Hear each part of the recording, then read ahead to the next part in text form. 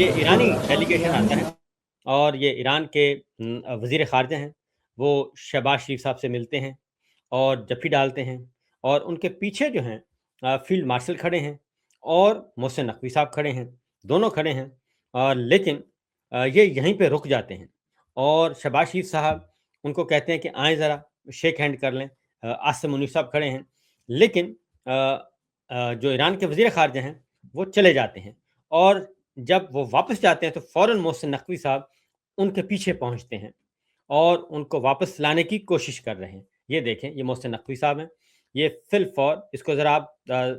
چلواتے رہیں، ریپیٹ کریں ذرا، یہ آپ اس کو نوٹ کرتے رہیں کہ یہ محسن نقوی صاحب فوراً جاتے ہیں اور ان کو منانے کی کوشش کرتے ہیں۔ ایرانی وفد جو ہے، کیونکہ ایران کے وزیر خارجہ شیک ہینڈ کر کے واپس چلے جاتے ہیں، اپنے ایرانی وفد کے ہمراہ ان کو جوائن کرتے ہیں، اور محسن نقوی صاحب دوڑ کر جاتے ہیں، ان کو واپس لاتے ہیں اور کہتے ہیں کہ ذرا فیلڈ مارشل پیچھے کھڑے ہیں، ان سے ہاتھ ملانے کی کوشش ظاہر ہے ان کے لیے، اور پیچھے یہ سارے مناظر آپ دیکھ رہے ہیں۔ ان سے پیچھے جو ہیں وہ کھڑے ہیں جے ڈی وینس، وہ ساری چیزوں کو دیکھ رہے تھے، نوٹ کر رہے تھے کہ کچھ گڑبڑ ہو رہا ہے، اور یہ عاصم منیف صاحب کے پیچھے کھڑے ہیں۔ تو محسن نقوی صاحب آ کے واپس رپورٹ کرتے ہیں اور ان کو بتاتے ہیں کہ جناب گڑبڑ ہو گئی ہے، اور پھر آتے ہیں آپ کے یہ دیکھیں جی، یہ دوبارہ ہم نے دکھایا، یہ آگے یہ دیکھ رہے ہیں کہ یہ کچھ گڑبڑ ہو گئی ہے، اور پھر جے ڈی وینس جو ہیں وہ چکر لگا کے اوپر سے آتے ہیں، اور جو راستہ ہے وہاں سے آتے ہیں واپس، اور یہ آ رہے ہیں، آپ ان کو دیکھتے جائیے گا، یہ واپس آ کے اور آتے ہیں شہباز شریف صاحب کے پاس اور فیلڈ مارشل کے پاس، اور یہ آپ دیکھ لیجئے گا جی۔ اس کے بعد ان کی ہوائیاں جو ہیں، شہباز شریف صاحب اپنے تاثرات پہ جو کنٹرول ہے وہ برقرار نہ رکھ سکتے۔ عاصم منیف صاحب کی پریشانی بھی واضح ہے، وہ بھی اس وقت، اور پھر انہوں نے گفتگو کی، اور یقیناً ایرانی وزیر خارجہ شہباز شریف صاحب کے کان میں کچھ کہہ کر گئے تھے، اور جو کچھ بھی کہہ کے گئے تھے یقیناً وہ واک آؤٹ کا کہہ گئے تھے، کیا پیغام دیا تھا، اور وہ پیغام متوقع طور پر جو بعد میں اندازہ ہوا وہ یہ تھا کہ صدر ٹرمپ نے جو اسٹیٹمنٹ دیا ہے، جو دھمکیاں دی ہیں، اس کی موجودگی میں یہ بات چیت نہیں ہو سکتی۔ یہ دیکھیں، بڑے پرتپاک انداز میں آئے ہیں اور یہ بات کر رہے ہیں، اور یہ انہوں نے بات کی ہے، ہاتھ پکڑا ہوا ہے، کچھ میسج کنوے کیا، اور ابھی وہ کہہ ہی رہے تھے کہ جناب پیچھے فیلڈ مارشل ہیں، تو وہ نہیں آئے۔ یہ ساری صورتحال جو ہے وہ بتا رہی ہے کہ جے ڈی وینس جو ہیں وہ بات صحیح نہیں کر، کیونکہ وہاں پہ ایک تو اس کو الجزیرہ نے بھی رپورٹ کیا، انٹرنیشنل میڈیا نے بھی رپورٹ کیا واک آؤٹ کا، اور وہ ہال چھوڑ کے چلے گئے کیونکہ یہ ہال تھا، اور دوسرا یہ کہ ایرانی ڈیلیگیشن اس وقت آیا جب میڈیا وہاں پہ جا چکا تھا، اور میڈیا سے گفتگو کر چکے تھے جے ڈی وینس اور شہباز شریف صاحب، یہ سب کچھ کر چکے تھے۔ اب جی یہ تو ہے ہمارے وہاں کی سچویشن جو ہوئی ہے۔ اب اس کے بعد پھر معاملات سنبھالے اس لیے گئے کہ بتایا گیا ایران کے ڈیلیگیشن کو، اور خاص طور پہ پھر قطر ایکٹیو ہوا، اور کیونکہ یہاں پہ تو معاملات گڑبڑ ہو گئے، پھر قطر کے جو وزیر اعظم اور وزیر خارجہ آئے ہوئے تھے، وزیر خارجہ بھی اور وزارت عظمیٰ کا قلمدان ایک ہی اتھارٹی کے پاس ہے، تو وہ پھر جاتے ہیں ایرانی ڈیلیگیشن کے پاس، بیک ڈور چینل پہ کام کرتے ہیں، اور وہ دوبارہ ان کو لاتے ہیں واپس، اور سب بتاتے ہیں کہ جناب وہ ایک سیاسی پولیٹیکل اسٹیٹمنٹ تھا، ہم یہاں پہ آئے ہیں تو بات چیت کرنی چاہیے۔ اس کے بعد پھر واپس گفتگو شروع ہوتی ہے، لیکن یہ انڈائریکٹ گفتگو تھی اور براہ راست گفتگو نہیں ہو سکی۔ پھر جو اعلامیہ جاری کیا وہ بھی پاکستان اور قطر کی طرف سے یہ اعلامیہ جاری کیا گیا ہے، دونوں جو اس وقت میڈیشن کروا رہے ہیں ان کی طرف سے یہ اعلامیہ جاری کیا گیا، اور اب 18 گھنٹے کے بعد تقریباً 18 گھنٹے وہاں پہ رہا ایرانی ڈیلیگیشن، اور وہ واپس اپنے وطن کی طرف لوٹ چکا ہے۔ اب آتے ہیں اگلی بات، کیونکہ یہاں پہ جس طریقے سے اس ایونٹ کو لے کے پاکستان میں ماحول بنایا جا رہا ہے، وہ ماحول بڑا دلچسپ ہے جی۔ وہ ماحول ہے کہ سارے معاملے میں، کیونکہ فیلڈ مارشل کو کہا جا رہا ہے کہ انہوں نے پورے خطے میں امن قائم کیا ہے، تیسری جنگ عظیم ہونے سے بچائی ہے، اور ورنہ جنگ عظیم شروع ہو چکی تھی، تیسری اس کو بچایا ہے، بہت زیادہ جانوں کو بچایا ہے، اور اس لیے اب جو ہے ان کو نوبل انعام بھی ملنا چاہیے. لیکن جو جے ڈی وینس نائب صدر امریکی، انہوں نے ایک بات کی، انہوں نے کل تعریف کی. انہوں نے کہا جی کہ میں اپنی بیوی اور جنرل عاصم منیر صاحب دونوں سے بہت ہی، اس وقت دونوں میرے لیے بہت اہم ہیں اور بہت زیادہ کلوز ریلیشن ہے میرا، اور خاص طور پہ پچھلے 3 مہینے سے. جے ڈی وینس نے کیا کہا ذرا سن لیجیے. Field Marshal in Pakistan, Asim Munir. I will say that since Field Marshal Munir welcomed us with the Prime Minister in Islamabad, I have joked that I have two very, very important people in my life, an Indian and a Pakistani. The Indian is my wife, and the Pakistani is Field Marshal Munir. And I've probably talked to Field Marshal Munir more than I've talked to anybody else over the last 3 months. Would not be here without his statesmanship. He is, of course, a great military leader, but I think he's shown himself to be a great diplomat. And, of course, who's an amazing... تو یہ فرما رہے ہیں کہ جناب میرے لیے بہت، اور ایک جملہ بولتے ہیں کہ فیلڈ مارشل اسٹیٹسمین شپ انہوں نے بہت دکھائی ہے. جب اسٹیٹسمین شپ بولی جائے تو اس کا مطلب ہے کہ بہت سول سائڈ سے دیکھا جاتا ہے کہ بہت زبردست ہیں سیاستدان، جنہوں کا ڈپلومیٹ سیاستدان بہت اچھے. تو اس پہ اب جو پاکستان میں جس ہمارے جو سرکاری دانشور ہیں اس کو انٹرپریٹ کیسے کر رہے ہیں؟ وہ انٹرپریٹ ایسے کر رہے ہیں کہ جناب اب تو امریکہ کی طرف سے بھی منظوری ہو گئی ہے، اور امریکہ کی طرف سے منظوری ہو گئی ہے، اور اب عاصم منیر صاحب جو ہیں ان کی اگلی منزل جو ہے وہ ایوان صدر ہے، اور وہ صدر مملکت بنیں گے، فیلڈ مارشل بھی بنیں گے، صدر مملکت بھی بنیں گے، کیونکہ جس متوقع آئینی غیر آئینی ترمیم کا انتظار کیا جا رہا ہے اس کے بعد وہ کہتے ہیں کہ یہ سب کچھ ہوگا. 28ویں اور 29ویں ترمیم جس نے آنا ہے، اس کے نتیجے میں فیلڈ مارشل کی جو نظر ہے وہ ہے ایوان صدر پہ، تاکہ فیلڈ مارشل بھی ہوں، صدر بھی ہوں. یعنی جنرل ایوب خان جو پہلے فیلڈ مارشل تھے، پہلے چیف مارشل ایڈمنسٹریٹر تھے، پہلے ڈکٹیٹر تھے پاکستان کے، ان کا ریکارڈ توڑنا چاہتے ہیں جناب حافظ سید عاصم منیر شاہ صاحب. تو دیکھتے ہیں کہ کب تک ہوتا ہے. جی ایک کمنٹ آ رہا ہے جی، اور وہ ہے اسحاق رضا صاحب کا کہ لطیف کھوسا ہوتا کون ہے، وڈے صاحب کو دھونے والا، وہ بھی لاہور کینٹ میں رہتے ہوئے. صابر بھائی، تو میں آپ کو جی سناؤں گا، آپ کو ان کا شارٹ سنواؤں گا، ان کی گفتگو سنواؤں گا. آپ بھی واقعی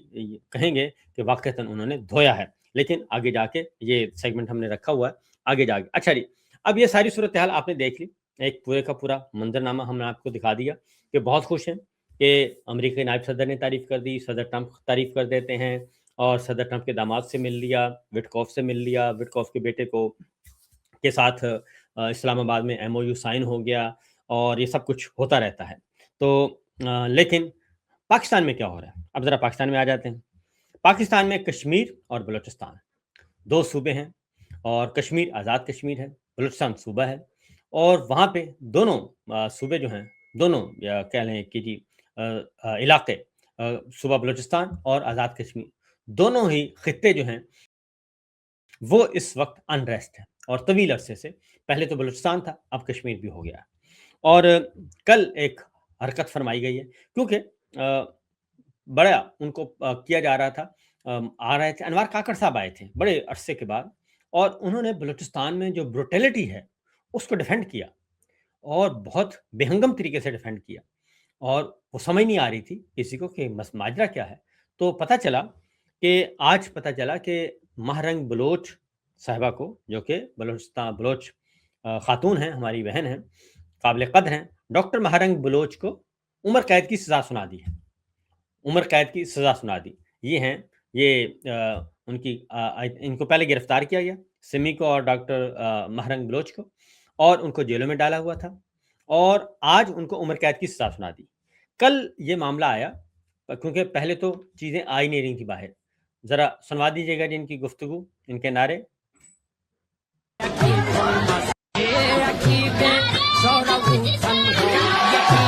ٹھیک ہے، تو یہ ان کو گرفتار کیا ہوا تھا. پہلے ان کا مقدمہ چل رہا تھا، پہلے اوپن ٹرائل تھا، پھر جیل ٹرائل شروع ہو گیا، اب فیس لیس ٹرائل کیا گیا ہے. فیس لیس ٹرائل کیا ہوتا ہے؟ جس میں نہ جج کا پتہ، نہ کسی اور کا پتہ، نہ گواہ کا پتہ، کسی کا نہیں پتہ، بس فیصلہ سنا دیا جاتا ہے. تو فیس لیس ٹرائل جو ہے یہ معرض وجود میں آیا جی کل، اور اس فیس لیس ٹرائل کے نتیجے میں ان کو عمر قید کی سزا سنا دی گئی، اور مہرنگ بلوچ کو۔ اب یہ ایسی کوئی پرلے درجے کی فسطائی حکومت ہے کہ ان کو سمجھ نہیں آ رہی کہ اس طرح کی حرکتیں کرنے سے ہوگا کیا۔ بلوچستان پہلے ہی آپ کا جل رہا ہے، اور یہ پہلی فسطائی حکومت ہے جو ہماری خواتین کو ٹارگٹ کر رہی ہے، بچوں کو بھی اور خواتین کو بھی۔ عالیہ حمزہ کو سزا سنا دی گئی، زرتاج گل کو سزا سنا دی گئی، ڈاکٹر یاسمین راشد کو طویل عرصے سے قید میں رکھا ہوا ہے، عالیہ حمزہ کو قید میں رکھا ہوا ہے، ایمان مزاری سینئر ایڈوکیٹ ہیں، ان کو قید میں ڈالا ہوا ہے،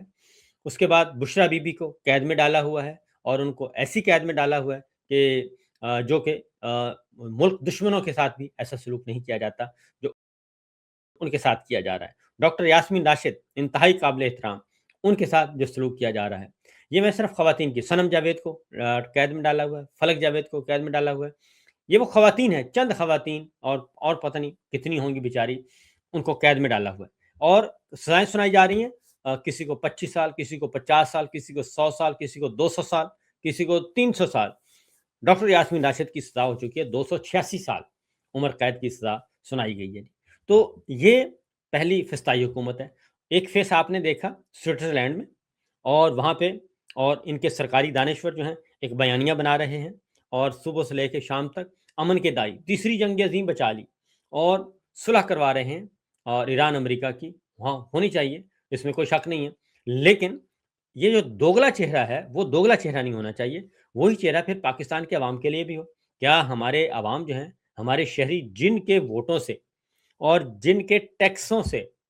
جن کی رقوم سے یہ آپ سارا سفر کرتے ہیں، سوئٹزرلینڈ گئے ہیں، جس جہاز میں گئے ہیں، جس جہاز کا فیول آپ نے استعمال کیا ہے، جو آپ نے سٹاف لے کر گئے ہیں، جو آپ تنخواہ لے رہے ہیں، جو ٹی اے ڈی اے ملے گا، اور وہ بھی لاکھوں روپے میں ملے گا، وہ سارے کا سارا پاکستان کے عوام کا ہے،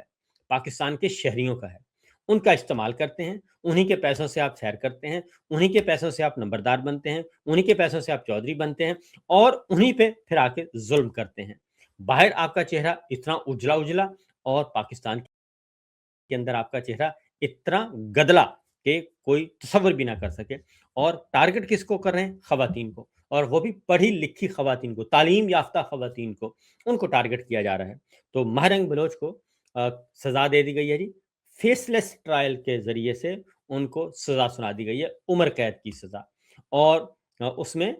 کسی تمام وکلا نے انکار کر دیا تھا، پھر ایک پپٹ وکیل پکڑا گیا، اور اس پپٹ وکیل کو پیش کیا گیا، اور اس پپٹ وکیل کو بھی پی ٹی آئی آلریڈی پہلے سے انہوں نے کہا ہم نکال چکے ہیں اس کا ہمارے ساتھ کوئی تعلق نہیں ہے۔